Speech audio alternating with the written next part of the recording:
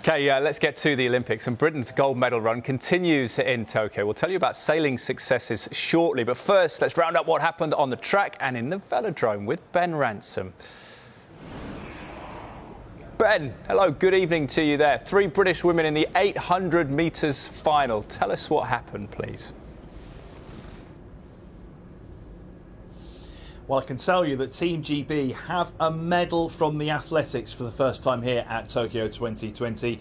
19-year-old Keely Hodgkinson with the run of her life. In fact, it was the fastest run ever by a British woman over 800 metres. She beat Dame Kelly Holmes' national record by nearly half a second to take silver in the event behind Athing Mu. It was an amazing run from Keely Hodgkinson.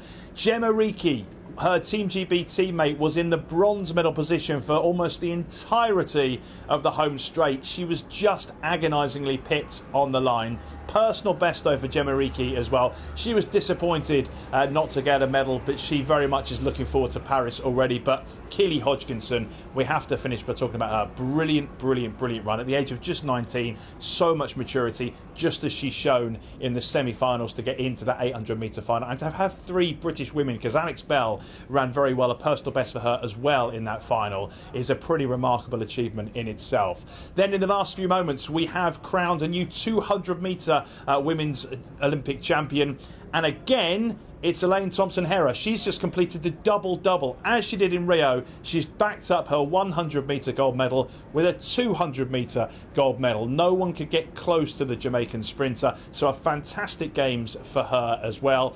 And a bit earlier on, we had one of the standout Olympic moments, possibly of all time, in the men's 400 metre hurdles. Karsten Warholm, he won in a world record time. Not only a world record time, he's the first man ever to go sub 46 seconds. He knocked nearly 3/4 of a second off his own personal best. He's the world champion and world record holder. An incredible run. To put it in context, there were runners in the men's 400 metres with no hurdles here in the semi-finals that ran slower times, and that time would have won the British trials as well. So an incredible run from Karsten Warholm, beating Rai Benjamin to gold. Yeah, it was simply scintillating, that run, wasn't it? Elsewhere, the Kenny dynasty continues on the bike. Jason and Laura both collecting medals today. I understand some high drama on the track too.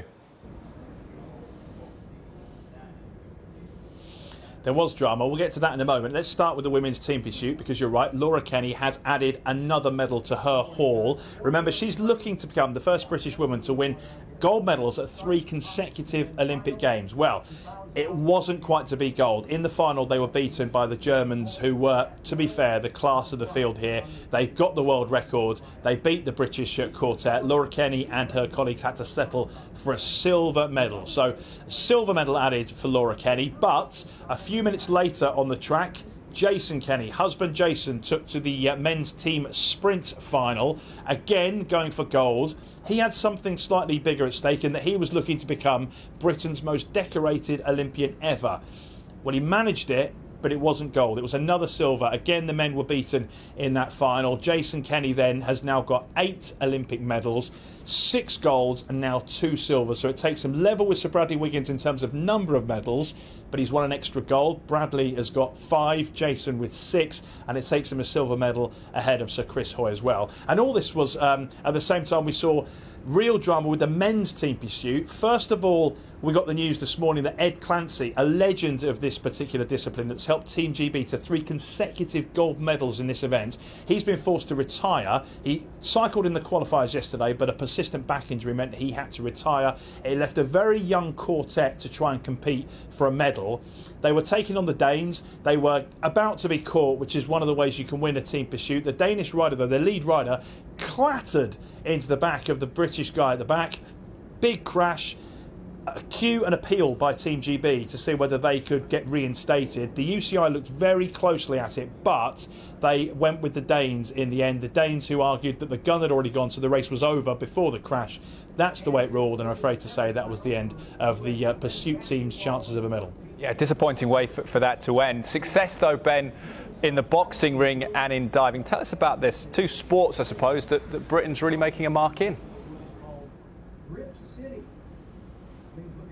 Absolutely. We'll get to the boxing in a moment because that's a really successful sport here in Tokyo. But let's talk about Jack Law and the diving first of all. The men's 3-metre springboard individual final. He's struggled this year, it's fair to say. He won gold and silver in Rio. He was looking to defend his synchronised title at the 3-metre springboard. Didn't go to plan, and he ended up getting nowhere near the medals. But he's admitted himself he's been suffering from a little bit of a lack of confidence. We've been talking about in gymnastics terms as being the twisties.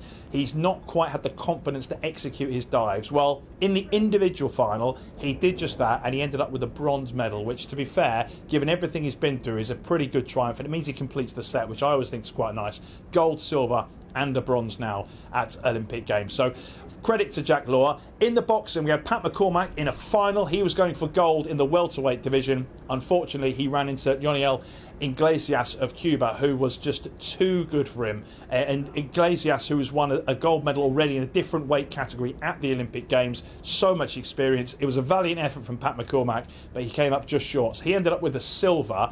And Galal Yafai, another man like Pat McCormack, who fought at Rio, went out early in the rounds, was disappointed, so stuck it out for another Olympic cycle, or not even 4 years, 5-year cycle. He's been waiting for his chance. He won his quarter-final, so he is guaranteed at least a bronze medal, but still has the chance to box for gold. Yeah, great for Galal Yafai, part of a rich boxing family as well. Real positive note too, Ben. A bronze for Simone Biles. I just wonder what the atmosphere was like in the gymnastics centre there. I appreciate no spectators, but presumably there was much support for her. Absolutely. Coaches, athletes, press, organising officials, they were all inside the Ariake Gymnastics Centre to witness a little bit of history, because earlier on in the week, it looked as though we may never see Simone Biles compete at Olympic Games ever again. This was always due to be her last Olympics. Then the last time we saw her competing was when she withdrew from that women's team all-round event earlier in the Games. She pulled out of a series of individual events, citing the need to protect her mental health. She wasn't feeling comfortable to compete. But today, she did compete, and in a magical Olympic moment, she managed to land a bronze medal on the beam. It was a near flawless performance, perhaps a slight wobble. She did look a little bit nervous beforehand, and you can understand why. What must have been going through her head before she took to the beam? All of the cameras pointed on her, all of that pressure that she'd been talking about as being one of the reasons why she took herself out of the spotlight and out of competition here at the Games. Well, she was back in competition, a score of 14.000. That gave her a bronze medal, and then we saw the huge smile. And to be fair, it was one of those real magical Olympic moments that I think we'll look back on in history. Every person in that gymnastics centre, all her fellow competitors, I think, were delighted for her, and it was a marvellous Olympic moment, right in the spirit of the Games. This is what competition here at the Olympics is all about, and a bronze medal for Simone Biles. Fantastic stuff indeed. Thank you, Ben. Ben Ransom live in Tokyo. Now let's get some more on a golden day on the waves for Britain's sailors. So there were 2 gold medals and a silver to celebrate, starting with Dylan Fletcher and Stuart Bithell holding off the German vessel to win the medal race and secure gold. All the racing's been tight, and the medal race really, I guess, was the final act for that. And yeah, crossing that line so close with the Germans was just an incredible feeling. We were kind of all day, we've kind of had our game faces on, you know, even up until the very last metre of the race. And yeah, once we thought we'd won, yeah, we certainly let that game face go, and yeah, gave each other a big hug, and yeah, super emotional, super real special moment for us both, I'm sure. Giles Scott is an Olympic champion once again, successfully defending his men's Finn title. Scott was already assured of a medal with a 9-point lead going into his final race, but had to rally after a poor start to cross the line in 4th, keeping Hungary's Zsombor Bereks in silver. John Jimson and Anna Burnett earned Britain's 3rd sailing medal of the day, with silver in the mixed at NACRA 17. The pair were guaranteed to medal on their Olympic debut and finish safely in 5th to secure silver.